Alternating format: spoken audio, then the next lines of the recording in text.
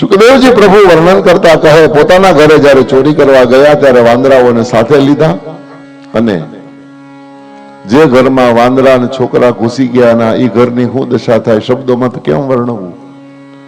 જેટલા પણ મટકા હતા દહીંના, દૂધના, છાશના, બધું રેલમ છેલમ. શીકા ઉપરથી બધા મટકા પાડ્યા બેઠા, અને શીકે વાંદરાએ લટકે, છોકરાએ લટકે, એને પછી આવી ગઈ મજા. અને પછી તો લસર પડતી ચાલુ કરી, આ દિવાલેથી લહરે ને હામી દિવાલે જાય. જશોદા ક્યાંક બહાર ગઈ હતી, આવી અને જ્યાં જોવે ત્યાં તો પણ મગજ ફાટી ગયો જશોદાનો. આ શું? ખૂણામાં લાકડી પડી હતી. ક્રોધના આવેશમાં જશોદાએ લાકડી લીધી અને કનૈયાને પકડવા માટે, ટાર્ગેટ કનૈયો હતો એટલે કનૈયાની તરફ દોડી. આ બીજા બધા વાંદરા છોકરાએ મોકો મળ્યો કે આપણી ઉપર આવે એ પેલા ભાગી જાવ, એટલે બધા એક એક લીટો કર્યો. વાંદરા અને છોકરા બધા બહાર નીકળી ગયા, પણ કૃષ્ણને નીકળવા નથી દેતી જશોદા. અને કનૈયાએ ચલક ચલાણું ચાલુ કર્યું. તમે ચલક ચલાણું રેમ્યા હોય ને ખબર હોય. માં દોડીને આવે, કનૈયો અહીંયાથી આ ખૂણે આવે, માં અહીંયા આવે કનૈયો ઓલે ખૂણે જાય, માં ત્યાં જાય કનૈયો આ ખૂણે આવે. એ એટલામાં ને એટલામાં ગોળ ગોળ એવી દોડાવી થાકી ગઈ જશોદા, પણ કનૈયાને પકડી ન શકી.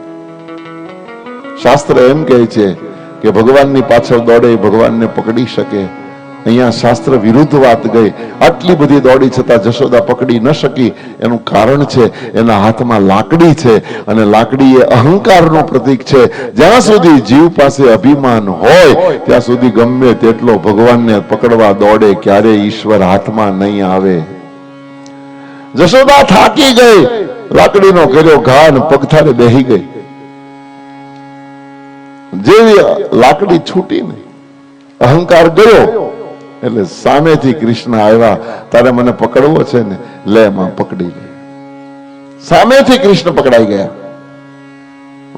અને એક તો દોડાવી હતી ને એમાં બધું ઘરમાં રેલમ છેલમ કીધું. તું બહુ ગુસ્સો હતો જશોદાને.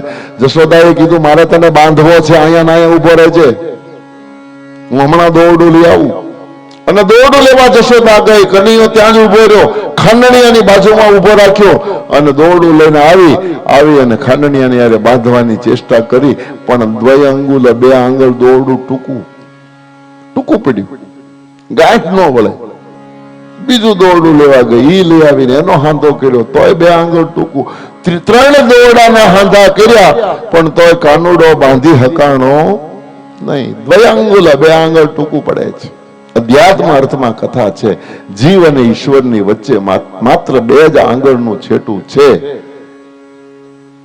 એક માયાનો પડદો અને બીજો મમતાનો પડદો. એક અહમતા અને બીજી મમતા. અને આ જ વાતો પર મહાપ્રભુજીએ આખો ગ્રંથ લખ્યો છે. સુબોધિનીજી તમે વાંચો, વલ્લભાચાર્યજી મહાપ્રભુજીએ અહમતા અને મમતા સંસારની ઈશ્વરની વચ્ચે રૂકાવટ કરનારી 2 જ વસ્તુ છે.